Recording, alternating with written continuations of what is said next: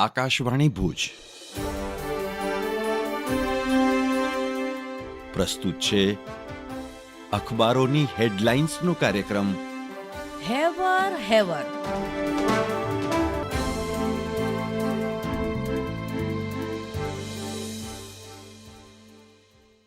નમસ્કાર, હું જયેશ રાવલ. કચ્છ મિત્રના 15મા પાને મહેશ સોનીનો અહેવાલ છે. પહેલગામ હુમલામાં માધાપરના પરિવારનો ચમત્કારિક બચાવ. પુત્રએ મેગી ખાવાની ના પાડતા બનાવવાળા સ્થળેથી નીકળ્યા ને ગોળીબારનો અવાજ આવ્યો. કચ્છ મિત્રના 15મા પાને બીજી એક હેડલાઇન છે. જનરલ હોસ્પિટલમાં નિયોનેટલ ઇન્ટેન્સિવ કેર યુનિટનું લોકાર્પણ. નવજાત બાળકો માટે આધુનિક ઉપકરણથી સજ્જ વ્યવસ્થા. કચ્છ મિત્રના પહેલા પાને 8 કોલમની હેડલાઇન. પાકને પાણીનું એક ટીપું ન આપવા તકતો તૈયાર. નાપાક આતંક સામે ભારતના ચોમેરથી પ્રહાર. આતંકીઓના ઘર વિસ્ફોટથી ઉડાવાયા. સીમાએ પાકના ગોળીબાર બાદ ભારતે ચોકીઓ નષ્ટ કરી. સેનાધ્યક્ષ કાશ્મીરની મુલાકાતે. રાહુલ પીડિતોને મળ્યા.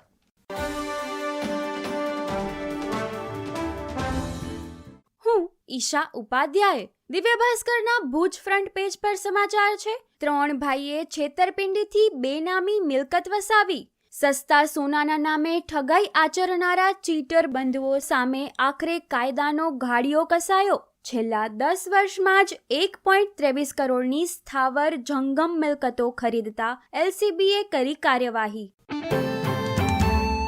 દિવ્ય ભાસ્કરના ભુજ ફ્રન્ટ પેજ પર વધુ એક સમાચાર. શહેર માટે તૈયાર કરવામાં આવેલા હિટ એક્શન પ્લાન 2025નું લોન્ચિંગ. સ્ટેક હોલ્ડર્સ, અધિકારીઓ અને કર્મચારીઓ માટે કેપેસિટી બિલ્ડિંગ ટ્રેનિંગ સેમિનાર યોજાયો. અન્ય એક સમાચારમાં 3 દિવસમાં સોનું ₹2,850 સસ્તું થયું. 96,000થી નીચે. શુક્રવારે સોનાની કિંમતમાં 655નો ઘટાડો નોંધાયો.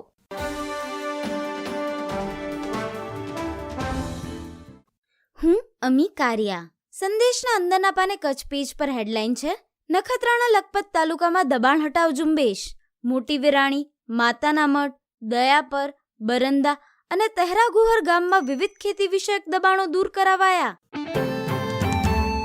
સંદેશના અંદરના પાને કચ્છ પેજ પર સમાચાર છે. અંજાર અને ગાંધીધામ વિસ્તારમાં તાપમાનનો પારો 42 ડિગ્રી ઉપર. કચ્છભર આકરા તાપથી જનજીવન પર અસર.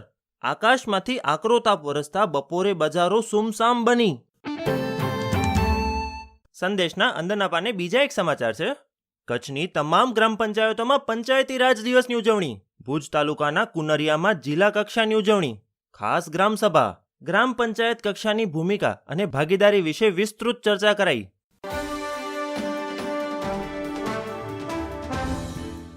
હું મનોજ સોની. ગુજરાત સમાચારની કચ્છ આવૃત્તિના સમાચાર છે કે મેલેરિયાના દર્દીનું લોહી ચૂસનાર માદા એનાફિલિસ મચ્છર જ મેલેરિયા ફેલાવી શકે. મેલેરિયા સામે જંગ, આવો લડીએ મળીને સંગ. કચ્છના પ્રાથમિક અને પેટા આરોગ્ય કેન્દ્રમાં વિશ્વ મેલેરિયા દિવસે જનજાગૃતિ કરાઈ. અન્ય એક સમાચારમાં સરકારે 4 વર્ષથી નાના બાળકો માટેની 4 કફ સિરપ પર પ્રતિબંધ લગાવ્યો. બાળકોને થતી શરદી અને ઉધરસમાં ખાસ ઉપયોગ. ભારત સરકારે 4 વર્ષથી નાના બાળકો માટે ખાસ વપરાતી કફ સિરપની ઘટકોમાં ક્લોરોફેરામાઇન, માલેટી અને ફેનિલેફ્રાઇન હાઇડ્રોક્લોરાઇડના ઘટકો હોય તો તેનો ઉપયોગ 4 વર્ષથી નાની વયના બાળકો માટે ન કરવાની સૂચના આપી છે. આ દવાઓમાં ગ્લેનમાર્ક કંપનીની એસ્કોરિલ ફ્લુ ડ્રોપ, ગ્લેક્સોસ્મિથક્લાઇનની આઇમિનિક, ઝુવેન્ટ હેલ્થ કેરની મેસ્ટ્રાનો સમાવેશ થાય છે. અન્ય એક સમાચારમાં હાજીપીરના ઉર્ષનો આજથી પ્રારંભ. ગુજરાતભરમાં લાખો ભાવિકો ઉમટશે. 1 લાખથી વધુ શ્રદ્ધાળુઓએ દર્શન કર્યા. મેળા દરમિયાન અનિચ્છનીય બનાવ ન બને તે માટે સુરક્ષા કર્મીઓની કડક સુરક્ષા વ્યવસ્થા. વધુ એક સમાચાર જોઈએ તો મગફળીનું 51 લાખ ટન વિક્રમજનક ઉત્પાદન થતા 3 વર્ષ પછી ગુજરાતમાં સ્થાનિક સિંગતેલ સસ્તું. ડબ્બાના ₹2300.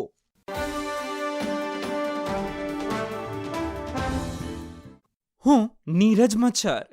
સિંધુ જળસંધિ સસ્પેન્શનથી લઈને વિઝા કટ સુધી પહેલગામ આતંકવાદી હુમલા પછી ભારત દ્વારા લેવાયા મુખ્ય નિર્ણયો. ટાઈમ્સ ઓફ ઇન્ડિયાના સમાચાર. સિંધુ જળસંધિ સ્થગિત. પાકિસ્તાની રાજદ્વારીઓ માટે પરસોના નોન ગ્રેટા. બધા પાકિસ્તાની નાગરિકો માટે વિઝા સસ્પેન્ડ કરવામાં આવ્યા. અટારી ખાતેની ઇન્ટિગ્રેટેડ ચેકપોસ્ટ બંધ. નૌકાદળે મિસાઇલનું પરીક્ષણ કર્યું. ઇન્ડિયન એરફોર્સે વિશાળ કવાયત શરૂ કરી. સેનાને કાઉન્ટર ઓપરેશન માટે ગ્રાઉન્ડેડ ધ્રુવ હેલિકોપ્ટર ઉડાડવાની મંજૂરી. અટારી બોર્ડર પર બીટિંગ રિટ્રીટનું આયોજન ઘટાડ્યું. સરહદ નજીક નાગરિક અવરજવર અટકી ગઈ. કેન્દ્રએ સર્વપક્ષીય બેઠક યોજી.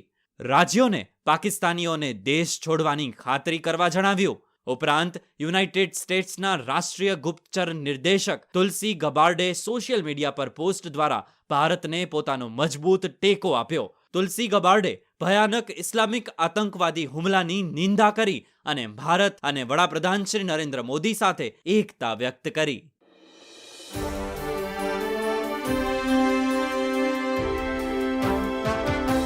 અખબારોની હેડલાઇન્સનો કાર્યક્રમ હેવર હેવર